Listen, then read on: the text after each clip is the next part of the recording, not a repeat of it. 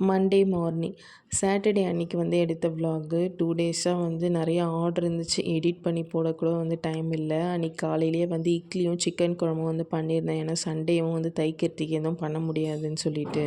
ஹஸ்பண்டுக்கு வந்து இந்த மந்த் 25th அன்னைக்கு பர்த்டே வருது. சரி எல்லார் மாரியும் நம்மளால வந்து 31 டிஷ்லாம் வந்து பண்ண முடியாது. அதே மாரி அவரும் ஒரே டைம்ல நிறைய வெரைட்டி சாப்பிட்ற ஆளும் வந்து கிடையாது. அதனால ரொம்ப நாளா கேட்டுட்ருக்க சில டிஷ்லாம் மட்டும் வந்து பண்ணலாம் அப்படின்னு நினச்சிட்ருந்தேன்.